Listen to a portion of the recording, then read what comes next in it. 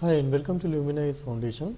हम हमारे prelims series के current affair revision MCQ revision को आगे बढ़ाते हुए आज नए एमसीक्यूज़ को रिजॉल्व करते हैं, डिस्कस करते हैं। सबसे पहला क्वेश्चन हमारा आज का आता है ब्लू बॉटल्स के ऊपर। सो ब्लू बॉटल्स के रिगार्डिंग हमको 3 स्टेटमेंट्स यहाँ पे दिए हुए हैं। The first statement is it is not a jellyfish but a siphonophore, a colony of marine organisms. The second statement is they are easily recognisable by its blue gas filled sac जो water surface पे float होता है। And the third statement is blue bottles अपने victims को उनकी death के बाद भी स्टिंग करते हैं या फिर जब वो वॉश्ड अप हो जाते हैं बीच पे उसके बाद भी वो स्टिंग करते हैं या कर सकते हैं। So we have to tell कि which of the following statements given above are correct. तो सबसे पहले हम ब्लू बॉटल के बारे में देख लेते हैं। ब्लू बॉटल एक ब्लू सैक फिल्ड जैसे ऑर्गेनिज्म की तरह दिखता है। यहाँ पे यू कैन सी कि एक बैलून जैसे एयर सैक की तरह ये ऑर्गेनिज्म दिखता है। एंड ब्लू बॉटल की अगर हम बात करें Indo Pacific man of war भी इसको बोला जाता है। तो ये एक जेली फिश नहीं है, ये एक साइफोनोफोर है। साइफोनोफोर मतलब ये एक सिंगल ऑर्गेनिज्म मल्टीपल ऑर्गेनिजम्स के साथ multiple similar blue bottle organisms के साथ अटैच होकर एक कॉलोनी बनाता है जिसमें हर एक कॉलोनी के एक पार्ट का अलग फंक्शन होता है। इसका कुछ और फंक्शन होगा, इस कॉलोनी के पूरी कॉलोनी के इस पार्ट का कुछ और फंक्शन होगा। So they work together, they join together and work together as a colony जिसमें हर एक पार्ट का कॉलोनी के अलग अलग फंक्शन होता है। तो ब्लू बॉटल को आप easily blue gas filled sac से रिकॉग्नाइज कर सकते हैं जो वाटर के सरफेस पे फ्लोट होती है। इनके टेंटिकल्स होते हैं, इनके पास एक टेंटिकल्स होते हैं जो प्रीडेटरी होते हैं, दे आर पॉलिप्स। तो इनके पास टेंटिकल्स होते हैं जो प्रीडेटरी होते हैं। प्रीडेटरी मतलब दे स्टिंग एनी ऑर्गेनिज्म जिसको ये कैप्चर करना चाहते हैं, किल करना चाहते हैं एंड उसके बाद उसको फूड की तरह खाते हैं, पैरालाइज करके उसको कैप्चर करते हैं। तो वंस एक बार उन्होंने उसको स्टिंग करके पैरालाइज कर दिया और किल कर दिया, उसके बाद ही उसको माउथ में ट्रांसफर टेंटिकल्स का यूज़ करके माउथ में ट्रांसफ़र करते हैं और फिर उसको इंजेस्ट करके डाइजेस्ट कर लेते हैं। So this was the detail about blue bottle. So उसके अकॉर्डिंग हमारा first statement is correct because it is a siphonophore. The second statement is correct because it is a blue gas filled sac and floats on water surface. And third it can sting victim even after they are dead. तो उस according हमारा option D that is 1, 2 and 3 all the statements are correct. Then we move on to our second question. The second question is based on Open Network for Digital Commerce ONDC. तो इसके बारे में हमको 3 statement दिए हुए हैं। पहला statement is it is an initiative जो सारे exchange of goods and services के एक्सचेंज के लिए डिजिटल और इलेक्ट्रॉनिक नेटवर्क के ऊपर ओपन नेटवर्क को प्रमोट करता है। मतलब ये ऐसे ओपन नेटवर्क को प्रमोट करता है जो गुड्स एंड सर्विसेज एक्सचेंज करने के लिए एक इलेक्ट्रॉनिक मीडियम प्रोवाइड करता है। ये DPIIT का department of promotion of industry and internal trade ministry of commerce and industry के अंदर में इनका इनिशिएटिव है। एंड थर्ड ये मार्केट प्लेस को operator driven platform centric model से facilitator driven inter operable decentralised network में ट्रांसफॉर्म करना चाहता है। These are the 3 statements which have been given to us and which of them are correct we have to identify. तो सबसे पहले तो हम ONDC के बारे में डिस्कस कर लेते हैं। ONDC कहना चाहिए UPI जो आपने पढ़ा है UPI की तरह ही एक प्लेटफॉर्म है। UPI की तरह प्लेटफॉर्म है। इसका क्या मतलब है? इसका ये मतलब है अभी करंटली सिस्टम कैसा चलता है कि एक प्राइवेट कंपनी आती है जैसे कि अमेजन हो गया, फ्लिपकार्ट हो गया, वो एक प्लेटफॉर्म बनाते हैं जिस पे जाके सेलर्स और अपने आप को रजिस्टर कर सकते हैं एंड बायर्स जो है प्रोडक्ट बाय कर सकते हैं किसी भी सेलर के। ONDC में इसमें प्रॉब्लम ये होती है, प्रॉब्लम ये है कि ये जो प्राइवेट कंपनीज़ हैं ये अपने प्रॉफिट को देखते हुए या डिस्क्रिमिनेशन की कुछ पॉलिसी फॉलो करती हैं। मोनोपोली करके रखा है इन्होंने कि किस किस सेलर के प्रोडक्ट को ये टॉप पे या हायर लैंड पे दिखा सकते हैं। इससे वो मर्केंट जिनके पास एक्सेस नहीं है मैनेजमेंट का या कंपनीज़ के पास, या वो बहुत ज़्यादा पे नहीं कर सकते, प्रॉफिट शेयर नहीं कर सकते प्राइवेट कंपनीज़ को, उनके प्रोडक्ट दिखते नहीं हैं, क्लियरली विजिबल नहीं होते एंड उन छोटे सेलर्स को नुकसान होता है। ONDC इस मोनोपोली को ख़त्म करने के लिए है।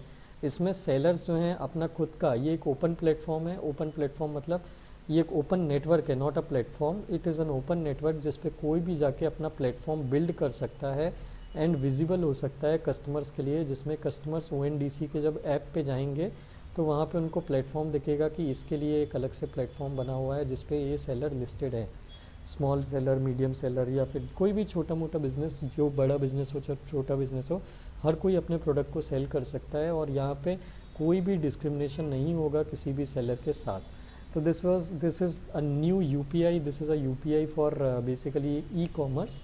ये इस तरह से बनाया गया है, this is open network for digital commerce. तो ये ओपन नेटवर्क को प्रमोट करता है for all aspect of exchange of goods and services. ये ओपन सोर्स मेथोडोलॉजी पे बना है, जैसा कि मैंने बताया, इसमें कोई भी पर्सन जाके अपना खुद का इंडिविजुअलाइज्ड पर्सनलाइज्ड प्लेटफॉर्म बिल्ड कर सकता है independent of any specific platform. और ये डिजिटल इलेक्ट्रॉनिक ई कॉमर्स को डेमोक्रेटाइज करने की कोशिश कर रहा है। ये क्या करेगा, जो लोकल कॉमर्स हैं किसी भी सेगमेंट में, चाहे मोबिलिटी हो, फूड डिलीवरी हो, ट्रैवल हो, उसको ईजिली डिस्कवर करने में हेल्प करेगा और नई अपॉर्चुनिटी को क्रिएट करने के साथ साथ डिजिटल मोनोपोली जो है प्राइवेट कंपनीज़ की, उनको रेस्ट्रिक्ट करेगा। अब सेलर्स के पास एक ऑप्शन है कि अगर अमेज़न या फ्लिपकार्ट उनके प्रोडक्ट्स को शो नहीं कर रहा तो वो ONDC पे अपने आप को लिस्ट करके कस्टमर्स के लिए ईजिली विजिबल हो सकते हैं। तो ये मर्केंट्स जो हैं ये अपना इस पर डाटा भी सेव कर सकते हैं, क्रेडिट की हिस्ट्री का अपने क्लाइंट्स का। और ये इनिशिएटिव है DPIIT का under ministry of commerce and industry. तो उसके अकॉर्डिंग ये तीनों स्टेटमेंट हमारे सही होते हैं।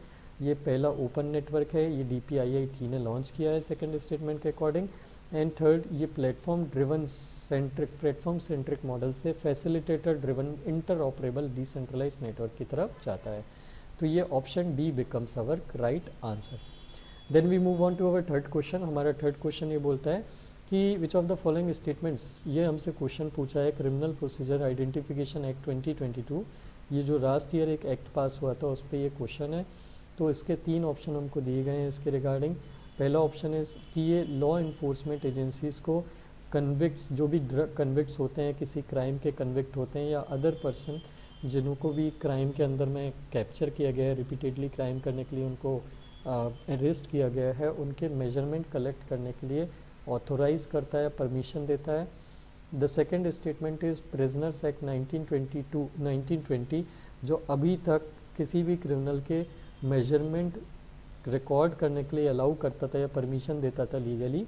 ये छोटे ऑफेंसेस या पेटी ऑफेंसेस जो हैं उनके लिए भी परमिशन देता था, जबकि ये वाला जो एक्ट है नया वाला 2022 वाला एक्ट, ये सिर्फ उन्हीं चीज़ों, उन्हीं क्रिमिनल्स के या उन्हीं एक्यूज्ड के डाटा या मेजरमेंट कलेक्ट करने की परमिशन देता है जिन्होंने ऐसा क्राइम किया हो जिसके लिए एटलीस्ट 1 ईयर या उससे ज़्यादा की पनिशमेंट मिलती हो।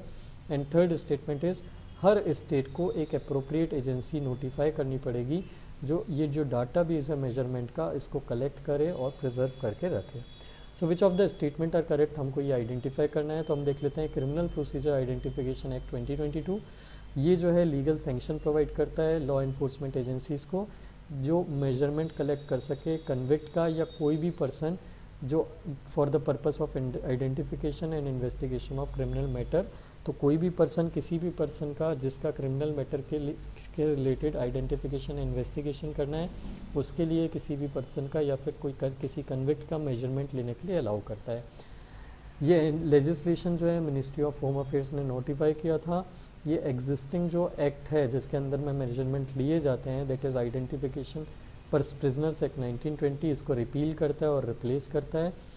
ये मेजरमेंट और फोटोग्राफ जो भी लिए जाते हैं क्रिमिनल्स के या अदर पर्सन के, इनके क्या पर्पस हैं? इनके 3 पर्पस हैं। पहला, कल्प्रिट की आइडेंटिटी को एस्टेब्लिश करने में हेल्प करना जो अरेस्ट हो रहा है।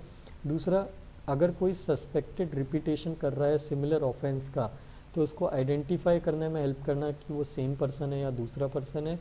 और तीसरा, प्रीवियस या पहले कभी उसका कन्विक्शन हुआ है ये कंफर्म करने के लिए ये मेजरमेंट या डाटा कलेक्ट किया जाएगा।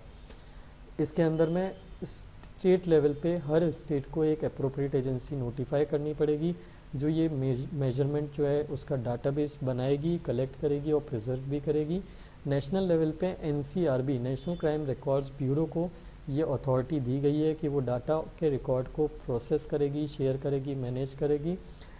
इसके पहले जो एक्ट था जो मेजरमेंट से डील करता था, दैट इज़ प्रिजनर्स एक्ट 1920, इसके अंदर में मेजरमेंट जो था वो उसके लिए लिया जाता था जिस केस में, उन केसेस के लिए बस लिया जाता था जिन केस में एटलीस्ट 1 ईयर या उससे ज़्यादा की पनिशमेंट हो।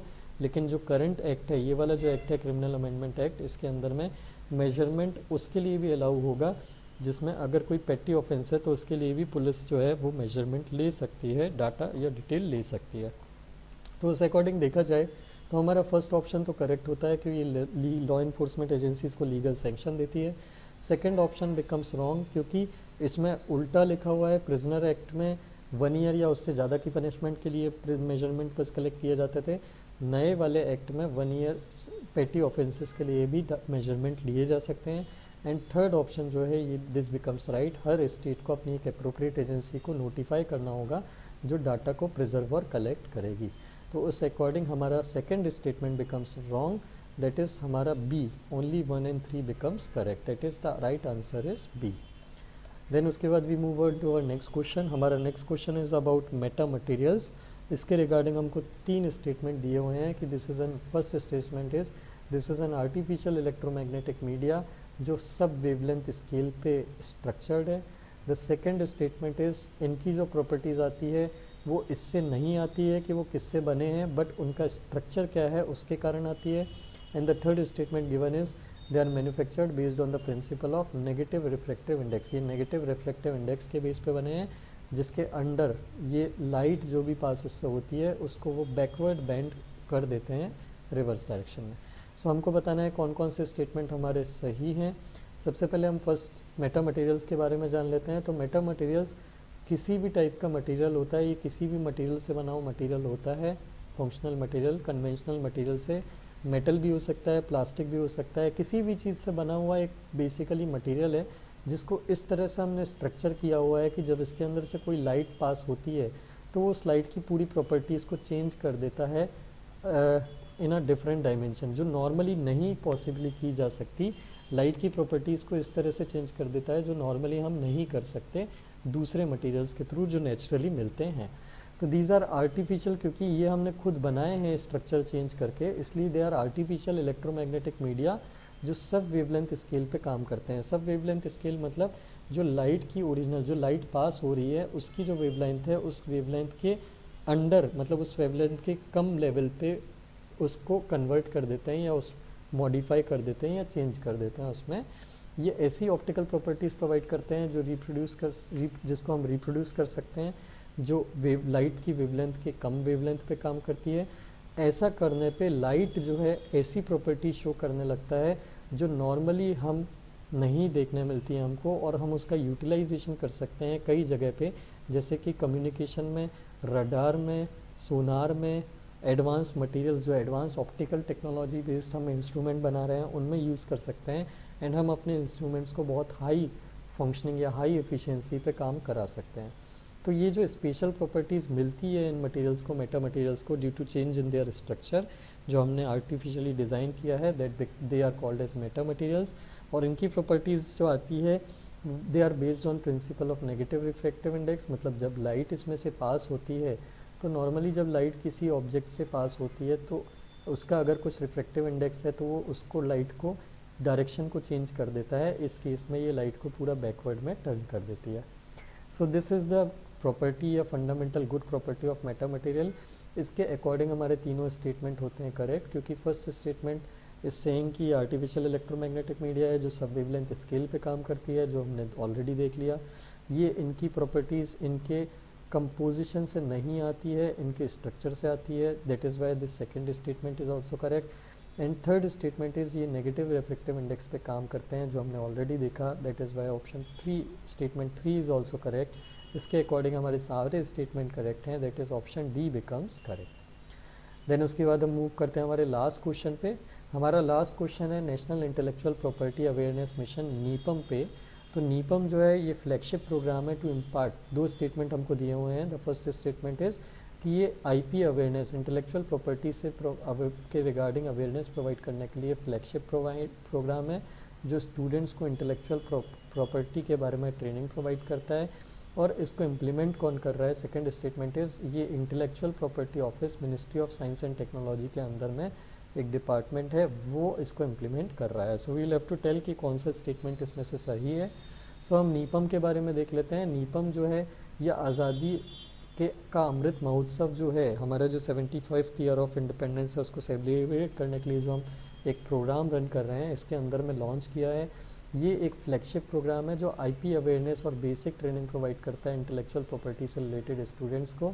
और इसको इम्प्लीमेंट कौन कर रहा है? Intellectual property office of controller general of patents design and trademark, CGPDTM, ministry of commerce and industry के अंदर में। तो ये जो ऑफिस है इंटेलेक्चुअल प्रॉपर्टी ऑफिस, ये ministry of science and technology के अंदर में नहीं आता है, ministry of commerce and industry के अंदर में आता है। दैट इज़ वाई हमारा फर्स्ट स्टेटमेंट तो सही है सॉल्यूशन के हिसाब से, but our second statement becomes wrong and that is why our option A, that is one only option 1 is correct. So these were the 5 questions of the day. I hope they help you learn new things. If you like the video, please do share it with your friends who are preparing for the exam. Thank you very much for watching the video.